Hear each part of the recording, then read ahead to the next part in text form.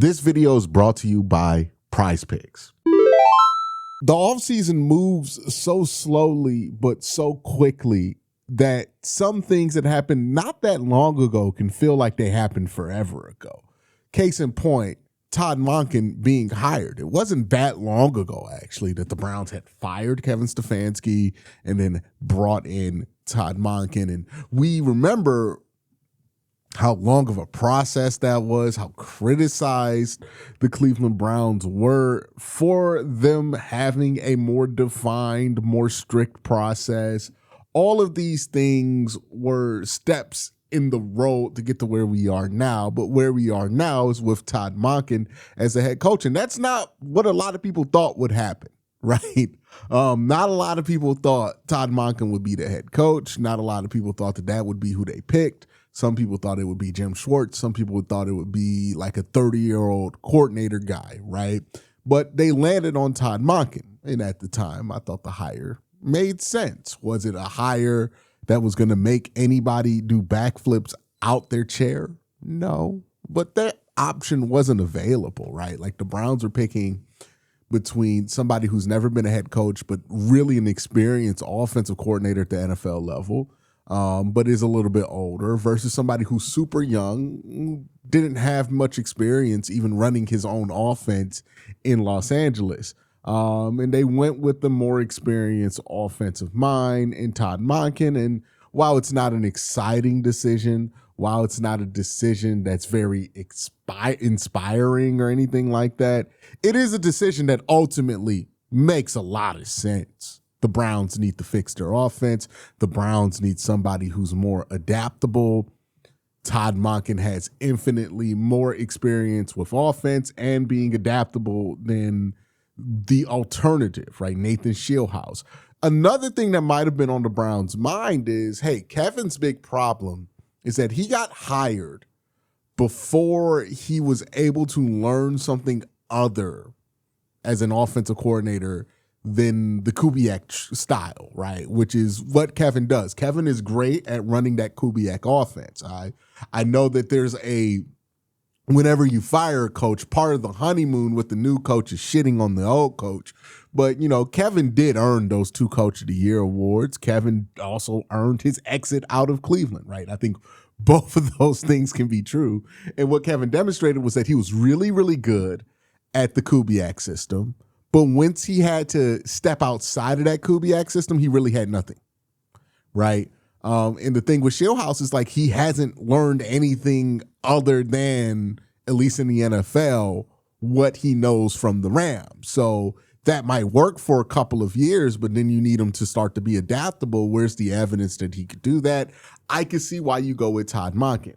Best case scenario, it's a Bruce Arians situation where because he was older, because he got a later start in the NFL, he just didn't get the opportunity, but it turned out that he was more than good enough to be a head coach. And obviously, Bruce Arians had a lot of success. He's a Hall of Fame coach in a lot of people's opinion.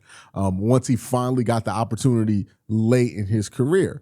Worst case scenario, you still have somebody competent running the offense.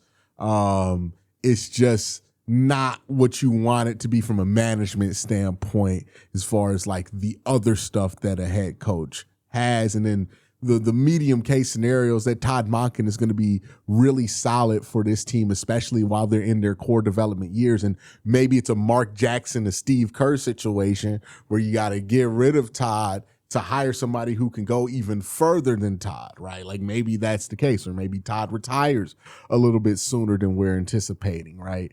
But all in all, like the hire made sense on paper. I said this the day that they did it. This makes sense.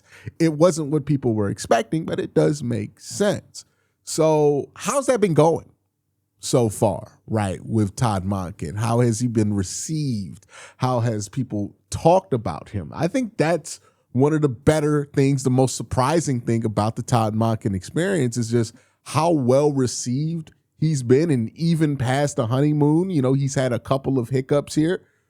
Still, I think going pretty strong with this team. We're going to talk more about that. But But first, I got to thank my sponsor, PrizePicks. PrizePicks is a fun way to earn cash while you watch your favorite teams. No complex betting rules. Just pick more or less on a few player stats and lock in your lineup. Here are my picks for this upcoming season, AFC North edition. Jimmy Bernard, I have less than 475. This has to do with volume available in Pittsburgh's offense. Quincy Judkins, I have over 975. Browns improved line. I think the run game is going to be better with it. Chase Brown, under 900 yards. Joe Burrow equals less rushing yards usually for the Bengals offense. Mark Andrews, more than 475 yards. Lamar's going to need a safety blanket. Check to see if PrizePicks is available in your state. You could follow me on the app at Quinn_C to see all my lineups. Download the PrizePicks app today. Play $5 and get $50 in lineup to download the app using the link in the description. We've been Browns fans for a long time. We've watched this team, most of us our entire lives. For me, as long as they've been around, since I've been around, right? I was born in 95. So I've watched the Browns for 25 years. Well, presumably 25 years. I imagine my dad had me, parked in front of the TV at 5 years old. I don't know if anyways, unnecessary tangent avoided, right? The big issue that the Browns fans have been dealing with is, look, the honeymoon period for the coach we hire is always awesome, right? Hugh Jackson had a great honeymoon period. Freddie Kitchens had an amazing honeymoon period. The coaches that were successful have had honeymoon periods that were awesome. Romeo Crennel, who had that 10-win season, his honeymoon period was awesome. Kevin Stefanski had a great honeymoon period, right? Everybody has a great honeymoon period. So what you think of a coaching hire the first few months, you can only take but so far. And I understand that. I've lived through that, right? I'm not going to sit here and tell you Todd Monkin is going to be a Hall of Fame coach because he gave a couple of good speeches during rookie mini camps. But I am also not going to sit here and shit on anybody who has any kind of optimistic feeling about the Cleveland Browns right now because they're seeing the coaching staff do stuff that they like. Right. I think that gets lost in it. Right. A lot of people talk about nuance and wanting to be realistic and being. But you got to be careful because people can be realistic to a point to where they're just being cynical. Right. I try to avoid that, whether I'm positive about something or negative about something. I try to understand the history behind it, but I don't let that history just completely dictate how I should feel or how others should feel about information. The truth is, yes, we've been through a lot of honeymoon periods before. Yes, this is very similar to some honeymoon periods that we've had with some unsuccessful coaches. It's also pretty similar to some honeymoon periods we've had with successful coaches, and we know what we want this team to address. We know that what we felt like were holes that in Kevin Stefanski's approach that were created in the development of this offense, and we know what addressing those holes look like. So no, it's not 100% guaranteed chance that Todd Monkin looks incredible once he gets out there. We felt good about Kevin's camp last year, but it didn't really turn into much on-field success. That part's a bit of a mystery box when it comes to a team as young as the Cleveland Browns, but it doesn't mean nothing, right? Like when you go out there and you watch Todd rile up the rookie camp and you hear the rookies and the players who have interacted with Todd rave about him, that means something. It doesn't mean that you can predict the future with that information, right? But it does mean that things are relatively going well for where they are in their program, and that's a good sign. I understand I'm asking people on the internet of all places to exercise some level of nuance when it comes to interacting with what they're seeing online. Not really the internet's strong suit, if we're going to be honest.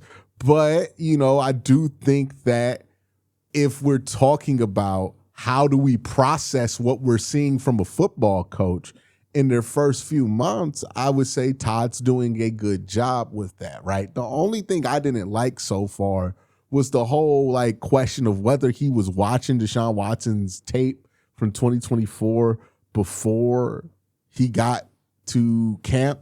Well, not camp, but OTAs.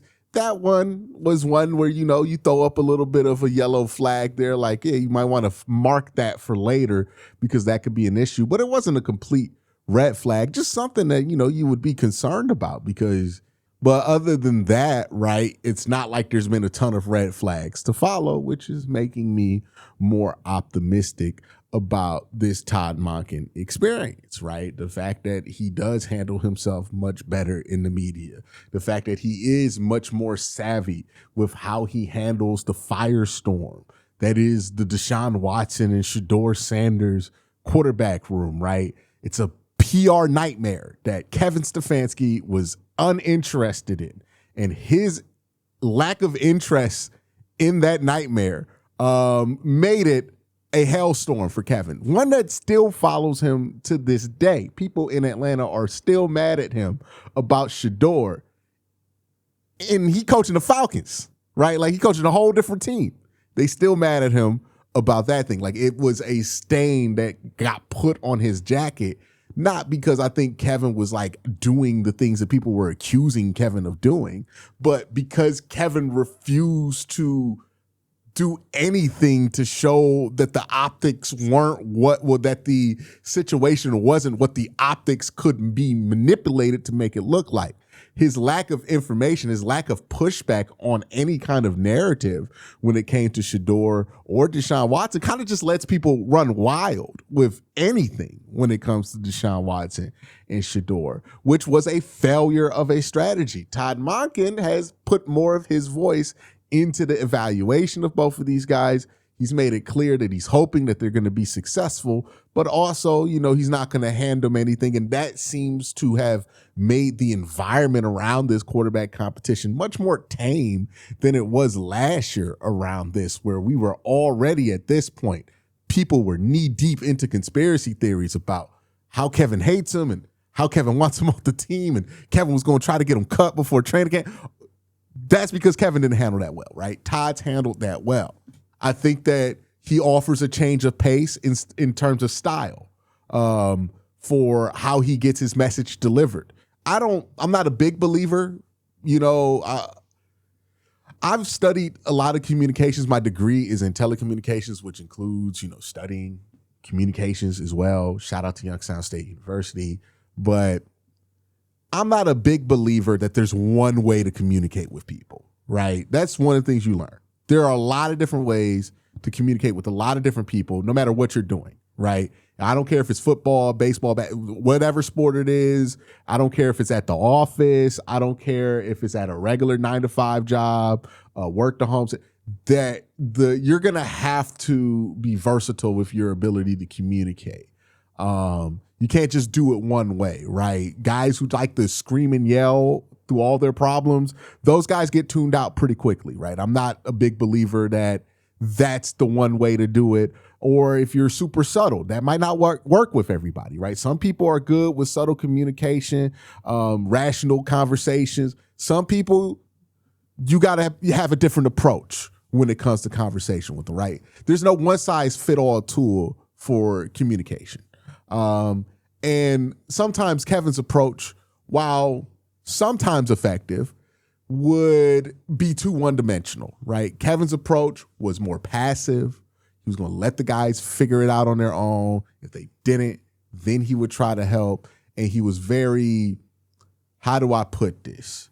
He was very, very, from what I hear from people who've interacted with Kevin in a work capacity, he's very much not going to put any condiments on that conversation. You know what I mean? There's no ketchup there. There's no mustard there. It's just the straight conversation that he wants to have with you, right? He's not going to really dress it up. He's not going to dress it down. He's just going to tell you exactly what he wants to tell you. And for some people, that's really effective. Me personally, I don't mind that communication style, right? Like, I don't need you to dress it up or to dress it down for me. I would just take that information as is and then work with that information what I can work with it, right? But for other people, that don't work. And I don't think he was flexible in his style. Todd, we'll see how flexible he is in his communication style, but he certainly is different than Kevin. And I think the people who've been in the building for a while appreciate a difference there, because when you have somebody offering one style of communication, that can get tired no matter who you are, how good you are at that version of communication. It happened with Bill Belichick, who really didn't have many other years to go to other than just being brutally honest with people, right? So I think that that's being appreciated. I would think since Todd has raved about how John Harbaugh is specifically good at that, that's something that he's going to try to do, right, is having more of a flow, more of a flexibility in how he communicates information to people. And I know that people online are appreciative of his more direct approach with the media, and his more direct approach when it comes to criticism for players. Now, I do think there's a line. I don't think you should be doing that publicly. If you're going to have if you're going to put a player under the bus, you should never do that publicly if you're a leader, in my opinion. He has not done anything like that before. But, so I'm not really that concerned about it. But just in general, that there's a line to any style of communication. You could be too lax. You could be too aggressive, all of that. What we've seen from Todd right now has been pretty encouraging.